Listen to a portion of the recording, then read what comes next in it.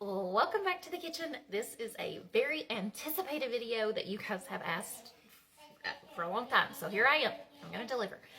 This is tomato sauce day. So we have a whole lot of things to cover today because I am speaking to you as a person who, you are probably a very new canner and you do not know how to do a few things. So I am going to share with you what Mama has taught me, what Mama has taught me, and what I have taught myself over the many, many years that I have been canning. So this is the number one thing that you need to start with in doing is tomatoes. Number one, tomatoes are a acidic food, so they can just be water bath canned. Okay, so we have here, we're going from the beginning. So this right here is my water bath canner. You notice that there's no pressure gauges, no nothing on it. It's just a big giant kettle pot. Okay, it is thin metal. I don't know if you can hear that, but it's metal. You can find these at any hardware store. You can find them at Walmart. You can find them anywhere. They're not expensive. I think they're usually around like $20-$30, not much money at all. It does come inside with a little rack thing, and that is so your jars do not touch the bottom of the pot, okay? Sometimes these will have like little handles on them. I think mine came with handles on it. I took that off 10 years ago, 20 years ago, a long time ago. I don't actually like to put my jars all at once in the water. I do them individually. So anyway, to start your water bath canner, water bath canning, your water is actually going to cover your jars. Unlike pressure canning where you just put a little bit of water in the bottom of it, this actually needs a lot more water in it. But if you are doing, Harrison is here for his snack. Y'all know how this goes. So if you're doing jelly jars, you just need a little bit of water. If you're doing pint jars, you just need a little bit of water. But when you're doing quart jars, you do need quite a bit of water. Now, you're not going to fill it up like halfway, but depending on the size of your jar is how much water that you need to put in here. Now, whenever you put all of your jars in there, obviously the water level is going to rise. So sometimes you do have to scoop water out with a ladle, kind of once you get all your jars in there, because you've just got too much. The water does not need to cover them like substantially. It just needs to cover them by like a half inch or an inch is wonderful. That's what we're going for. The number one tip that you need to listen to me, when you fill this up with water, you absolutely, every single time, you just need to put a splash of distilled white vinegar in there. Doesn't matter what acidity, you just need to put a splash of vinegar in there. Why you need to do this is because your jars, I have well water, but even if you have city water, if you don't put that vinegar in there, your jars are going to end up looking frosted in a way. But that is the lime and that is the minerals in your water have essentially kind of evaporated onto your jars. Number one tip, put the vinegar into the water. Just a couple of tablespoons every time. Like, you will get this drilled into your head, because the first time that you do this and you forgot to put the vinegar in it, you're going to take your jars out and you're going to say, why do they look so awful? And that is because you did not put the vinegar into the water. So listen, write that down in your canning book to yourself. Fill up your water, put a splash of vinegar in there. Next thing that we're going to talk about is recipes. Y'all have heard me talk about this book 100 times. This book my mother gifted me. You can see it is well loved. Whenever we got married. Now, is the recipe that I'm making today in here? No. Is the recipe that I'm making, I'm going to consider Rebel canning? No. But I will post a true tomato sauce from this book recipe for you guys so you can see it. Why I defer from this is because the recipe that is in here does not make a run of sauce. And when anybody who is canning says a run, honey, that means that we are filling up all the jars that are needed to fill this canner. Now, on the inside of my book, look right here, it says water bath canner, and it says pints. It will hold 10. It says quarts. There's 7. Jelly jars 14. And then my tomato sauce mason jars, it'll hold 8. What I mean by those is this size jar. A lady who I go to church with, these were her mama's, and she gifted me these jars. It's not a quart. It's like it's about a cup less than a quart. But I love these jars. And this is what I put all of my tomato sauce in. Anyway, so when you are making a run of sauce, I want it to have 7 quarts of finished sauce, because there is nothing more irritating than you have just made a huge pot of this sauce and then you're ready to can it and then you don't have enough jars to fill up your canner. Another wonderful question that is asked often is, why do people can water and why do you have to fill up the other jar? So you do not need to leave spaces within your canner. There needs to be exactly 7 jars or 10 jars in there. Every space needs to be filled. Otherwise, the jars are going to be too shaky in there whenever they are cooking, and that gives another reason or a chance for a jar to break. So canning water is the solution to the problem. So let's say that you have made sauce and you only have 5 jars, but your canner will hold 7 jars. So you fill up 2 quart jars with water, you put a clean ring and a clean flat on them, and you process them the same amount of time that you would your recipe, whatever the actual food item is that you are canning. Now, that water is shelf stable. You can keep it in your pantry. It's very smart. This is what ladies did many, many years before bottled water was around, and when emergency situations happen, guess what? They had water. And I don't do a lot, but I do have several jars down in the pantry, and I probably will do just a couple of jars per year. It's not like I need to, but it certainly is really smart. But that's why people canned water, and that's why you've got to put it in there, because you're taking another risk of your jars busting if you do not have an evenly filled canner. So that's another thing. So the recipe that we are doing today for Sarah's tomato sauce, and that's what I'm going to call it there in the captions for you guys, will actually make a quart run of tomato sauce for me. So the recipe that's actually in here does not actually make a run. Now, y'all, we have talked about this beauty before. This is my pot that I love. I can everything. I make all my jams. I do all my jellies. Oh, I put the lid on. Hang on. I make all my jams. Oh, I do my jellies. I make, let me get something out here. I cook everything in this pot. The lid is sectioned on from where I washed it last night, and I dried it apparently with the lid on it. There we go. We got the lid. Here's the beautiful little lid. Yeah, I'll have to dry that off. This pot, I'm going to see if we can get it on camera, but it is a 12 quart capacity, and it is called Multi-Core, C-O-R-E. I have looked this up before, and I do not think that they make them. You can find them on eBay. You probably might find them on Etsy, but it is a 5-ply stainless steel made in the USA. Baby, why I love this pot is because stuff won't burn in this pot. The thin metal, I know you're going to be tempted to get yourself a stock pot that is something enamel, something like this. Honey, stuff burns. Your jams and jellies are going to burn. Your tomato sauce is going to burn. Stuff burns, and them kind of pots, you need a heavy bottom stainless steel pot. Invest in it. I have had this one for several years, and it's wonderful, and I love it, and I take very good care of it. Wash it, hand dry it. This thing has never been in a dishwasher, never will be in a dishwasher. If it needs a real good cleaning, Bar Keeper's Friend is a powder that you can get in the Walmart cleaning section aisle. And honey, you just put shake some of that powder in there.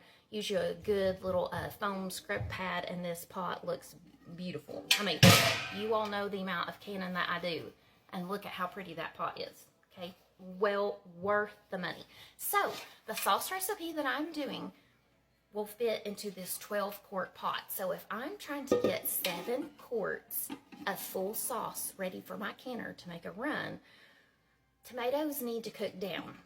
Okay, so let's just go ahead and get into this. Viscosity just means like the thickness of something. You are not supposed to can super thick things, okay? Applesauce is one of those that's kind of weird. It can be thick, but it is also a water bath situation, but that is because it's the acidity in them. Anyway, pumpkin is not something that you can can. There's several things that you're not supposed to can. I can't get into, like, the thickness of things matters. So with your sauce, I am going off of what I have learned, and I will definitely be the one to say, Italian people, I mean, this is like where tomatoes came from. I mean, they have been around for hundreds of years. They know what they're doing. These are Italian grandmas, nonas, nannies, all the things. They know tomato sauce, okay? You are not supposed to can something when it is overly thick. I am willing to sacrifice myself making a very thick sauce at this point in time and canning it very thick and it not can improperly versus canning a thinner sauce that I'm able to can properly and then open the jars and cook it at that particular time whenever I'm making dinner, and cooking it to the right consistency. Because when them Italian grandmoms make their gravy, when they make their sauce, baby, that stuff simmers all day. Like, she does not open a jar and crack it open and just put it in her spaghetti and then you're eating in 30 minutes. No. Grandma has cooked that from the beginning of the morning and let that thing simmer with all of her meats and deliciousness, and that's how it gets thick. So like if I'm making spaghetti sauce, I will brown my meat in the morning, and honey, I will put that in the crock pot. I will dump my sauce on top of it, put it on low, and let it cook all day. The house smells amazing. The sauce is as thick as you can get it, and you're not adding anything to it. Now, on the other hand of that, sometimes I'm very busy and the babies want spaghetti, so I will crack open a jar of this, and you can see the consistency of it. It's watery, but it's not like it's just water. I mean, it is full of tomato. This is pure tomato that is in here. I will crack a jar of this open, and I will add a small little tiny can of tomato paste, and then just let it cook for 15-20 minutes. Tomato paste is absolutely your friend if you are wanting a quick, easy meals. I go to Aldi. Aldi is my favorite grocery store that I shop at, and I will buy a case, like the little flats that the canned foods come in, and I will buy a whole case of tomato paste. That way, if I'm making soup, chili, whatever it is, if I'm trying to do it really quick, that case lasts me the entire year, and I probably can like 100 quarts of tomato sauce. So buy yourself that. I would rather have safe canning with thin tomato sauce and then let my sauce cook longer, just like the Italian grandmas would tell me to do. So that being said, we also need to talk about one of the ingredients that you will see in every cookbook added to tomato sauce and why it's needed, and that is bottled lemon juice. So tomatoes sit right on the line of being a low acid or high acid food. And why that matters is because we are water bath canning. If we were pressure canning, it wouldn't matter. We would not have to add that lemon juice, but I don't want to pressure can if I don't have to. Water bath canning is so much easier.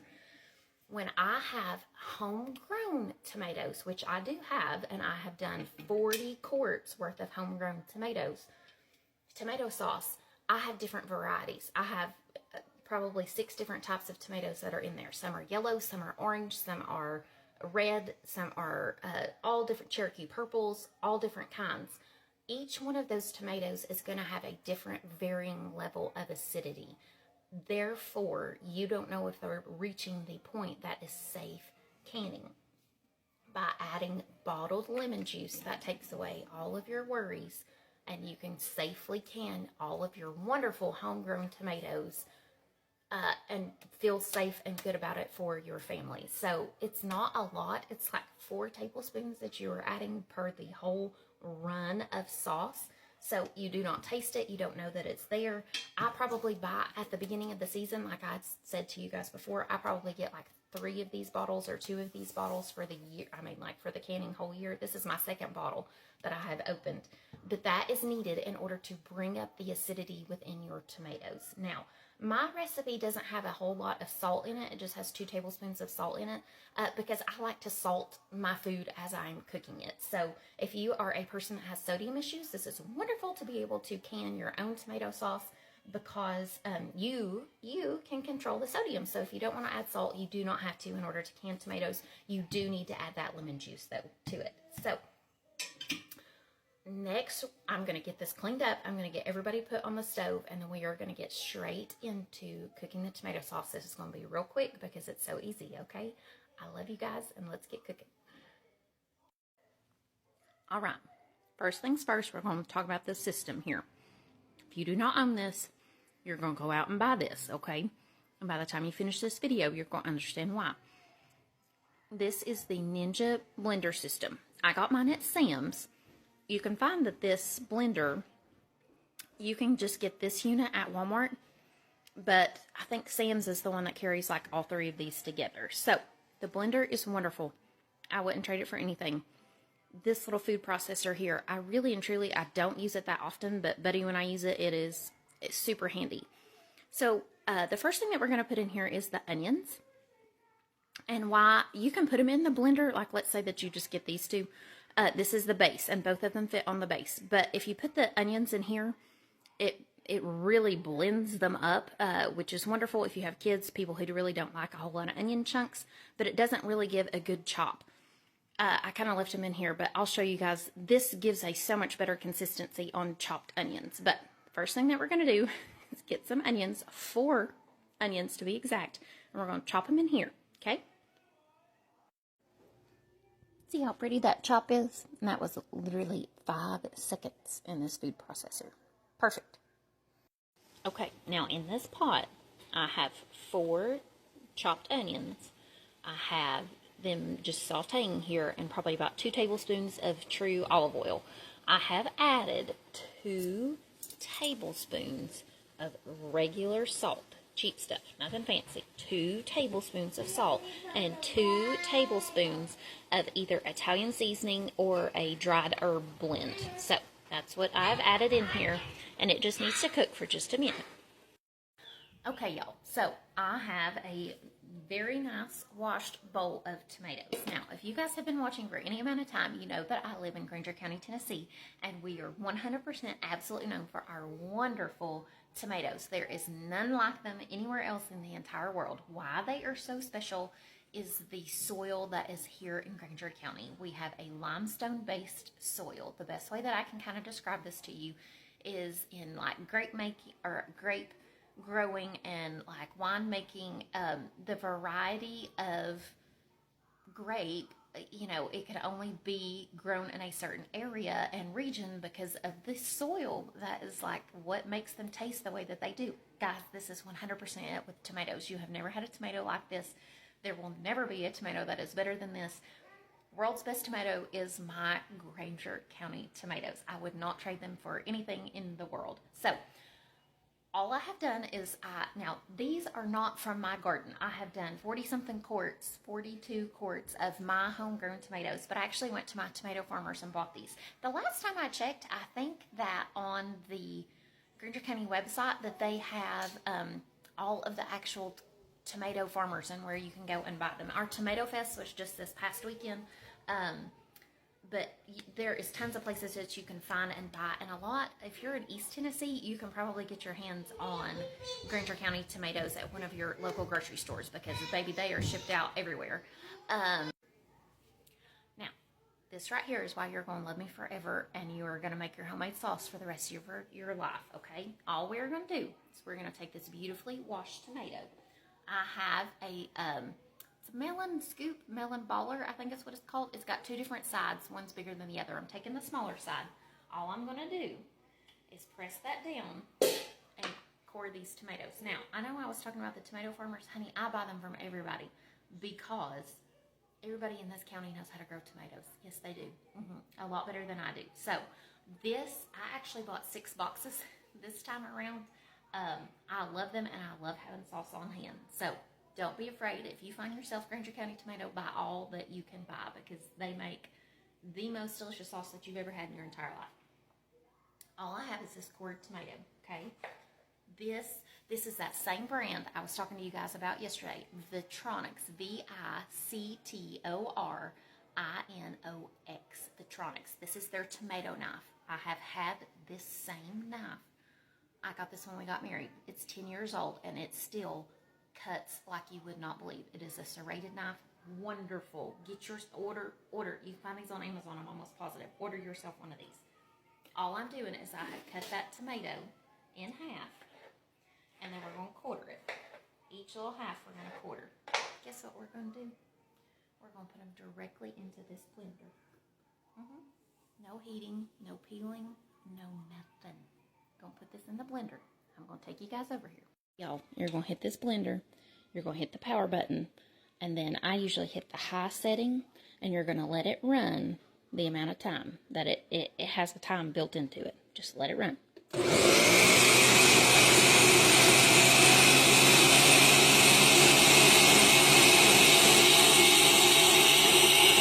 Alright.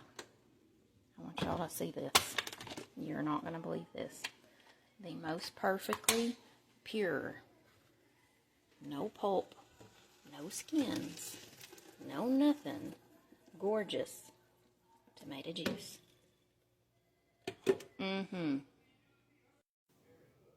Y'all, that's why I'm telling you, this blender is life-changing if you enjoy canning, conserving, preserving, putting things away, because this literally just saved hours upon hours of work. My memo would be absolutely in awe and amazed.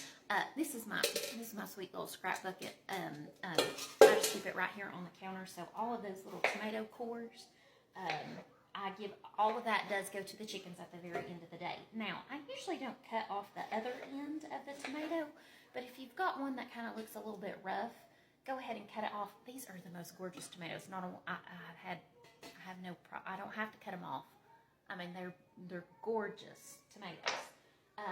But if you see any bad spots, if there's anything that kind of just looks a little bit rough, cut it off, because this is actually going in your sauce. So be picky when you're cutting. But Granger County knows how to grow a tomato. They know how to grow a tomato. We're going to fill this blender up yet again. Now, y'all, we are going to continue to do this until this pot is almost full. So that is a 12-quart pot. I'm intending to get 7 quarts of sauce. Therefore, we're going to go into how I actually cook the sauce. But I want that sauce to reduce a little bit. I don't want it to just be straight. So I'm going to fill my pot up almost all the way. Now, I do not have a amount of how many cups of tomatoes this is, because I go by my pot. I do not go by a recipe that says only do 10 cups of tomatoes. Well, 10 cups of tomatoes may be watery, it may be thicker. I mean, I don't know how beefy kind of the tomatoes are going to be. So therefore, I leave my recipe to the pot. I'm filling the pot up almost all the way with my gorgeous tomato juice. Now, I will tell you, if you were able to buy boxes of tomatoes, this run of sauce, one box will usually make about 2 runs of the sauce. So if you're wanting to do, so that will give you like 14 jars. So if you're wanting to do 40, 50 jars, then you need to be buying yourself quite a few boxes of these Granger County tomatoes. Yes, you do. Okay, I just wanted to show you guys, this is my box of tomatoes. Now my pot is filled up with enough tomato juice that I wanted, and this is about half of the box of the tomatoes. If you can buy these are 25, this is 25-pound box of tomatoes, and I've used half of them. Now, this is a whole head of garlic, and all I've done is I've taken my little masher here, popped him open, and all that we're going to do, this is hard for me to do one-handed, but I take that little thing and I mush it, and then I just pop these. I can't pop it out of the skin, I think, one-handed. Pop these into your blender, and then just put tomatoes on top of it and just puree the whole thing. And then all this garlic, this whole entire head of garlic, is added to your, here's the blender, just pop them into the bottom. Added to, then we're going to cover this in tomatoes, and then process it up, and then pour that into your pot. But one whole head of garlic goes into the sauce. Now, this is the only thing that I bought at the grocery store. This actually came from Sam's, and this garlic, you can get it in a 2-pound bag. Perfect for the summer season whenever you're kind of making all this kind of stuff. Now, listen, y'all. This is my 12-quart pot. Y'all, do you see how full this is? You see that there's about, this is a regular size little spatula here. There's probably about 3 to 4 inches here of room on the sides. Okay, now listen, the Lord designed tomato sauce to be so very, very easy. Y'all, do you see how foamy this is on top? It's almost like a jam or a jelly, like it's got this whole layer of foam on top. When you simmer your tomato sauce, I cannot give you an exact amount of time. I'm going to time mine for you guys today, but I have gas heat, and my stove may cook it quicker than you all, but it doesn't matter how long specifically for me or for you, because your sauce is not going to be ready until all of this foam is going to go away. Y'all, it has like its own little temperature gauge within it. So essentially it's going to come up to a boil, a very slow kind of boil. It's going to get foamy. That foam's going to kind of rise, but baby, it's going to subside and it's all going to disappear. That's how you know your sauce is going to be ready. So I'm going to check back in with you guys. I'll show you kind of in between where it's not quite ready yet. But y'all, the Lord made it so easy making tomato sauce. I'm telling you. All right, y'all. You see right here how we're starting to actually see the sauce. But then you can really tell the difference between the foam. It's cooking, but that foam is still there. Not ready yet, okay? Just wanted you to see how you can really start seeing the difference. It's boiling. It's cooking, but it is not ready. Okay, y'all, now look here. It's really at a boil, but you can just see there's still just this little tiny kind of bit amount of foam. But for the most part, this foam has really gone away. It's only been about 18, 20 minutes. But look over here on the side, really pay attention. You see how it's gone down? It's the sauce is thickened. It's the water is evaporating from the sauce. I am cooking this on high. It's kind of more like medium high. I have stirred this occasionally, but you don't have to sit here and stir it. Just kind of make sure nothing's sticking on the bottom. But it's kind of gone down by about an inch. So I wouldn't say it needs probably about just 5 minutes more, and then it's going to be ready. Okay? Isn't that amazing? Now, y'all, just like that, I'm calling this sauce ready. I know that you can still see that little bit of foam right there. You see how it's just breaking up? But really look at the sides of the pot. Now it's really kind of gone down by about a half inch, or more than an inch and a half. It's almost 2 inches. So I'm calling this sauce good. Well, now what I do, go ahead and turn off the heat and just let this sit here for just like 5 minutes, okay? Just let it sit. It'll cool off to where we can get it in our jars, okay? I have my jars here. Now, I know that we discussed this just a second ago that I was going to do pints, but quarts. I'm actually going to do pints because this is for my mama and daddy, and she prefers, it's just the two of them. She don't need a big old quart of sauce kind of thing, but same applies. So if we were doing 7 quarts, it's the same as 10 pints. So we're going to put this in the jars. These are washed. They are not hot. They are literally just taken off the shelf. They have been rinsed out, and then that's it, okay? Okay, y'all. Now, this sauce is hot. This is stainless steel. Make sure that you're using stainless steel whenever you're doing tomato stuff, okay? Now, my little pot, you can see right there, it's got handles. Don't set your handles right wherever you're going to carry this sauce over here and spill it all over everything. So, pay attention to what you're doing. Yes, I always use a phone. And kind of stir this and make sure you get up all that goodness from the bottom of the pot, and then we are going to ladle this into our jars. Now, on the stove, I already have my 10 little flats, the little top part of the jar. They are in water, boiling water. They're coming to a boil, I should say.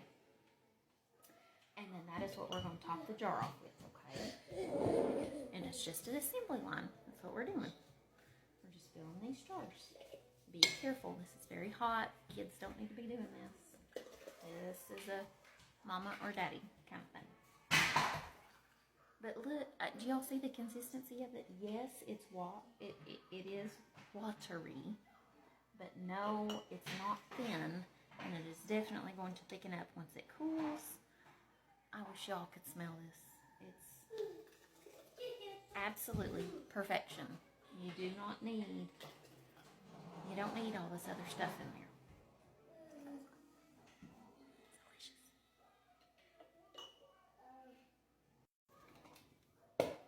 Alright, y'all, it has been the 20 minutes for these little guys. 30 minutes if you're doing pints. These are hot. Straight out of the canner. But y'all, look how beautiful. I mean, these are absolutely gorgeous. Now, I will tell you that all of my garden tomato sauces,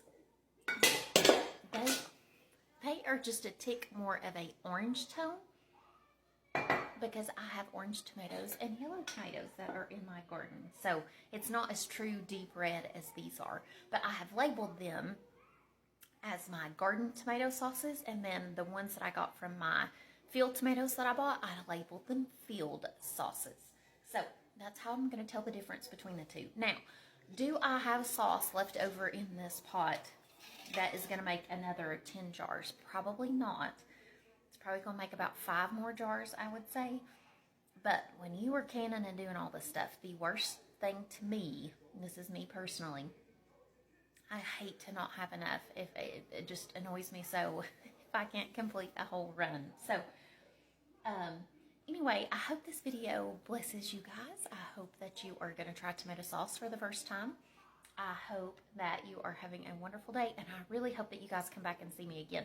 Now, TikTok is new for me. I have literally just started this, but I have been on Instagram a lot longer. So you can find me on Facebook, Instagram, TikTok, and YouTube. And it's Sarah's Homemade Home on all of those things. So if you just type in the name Sarah's, S-A-R-A-H-S, Homemade Home, on any of those things, I will pop up and you can find all of the things. So if you're in a scrolling mood and you just kind of want to see a few of the other things, it's really hard to link stuff on all of these different platforms. So I know if you guys have any questions, if you want to know anything, I will post the recipe in the comments for Sarah's sauce. And I hope that you guys join me on all the other platforms. Come and see me. I really enjoy doing these longer videos with you guys. So I love hearing from you. I love seeing you. I hope you have a wonderful day and a blessed day. From my heart, from my kitchen to yours. You can do it. And I'll see you the next time.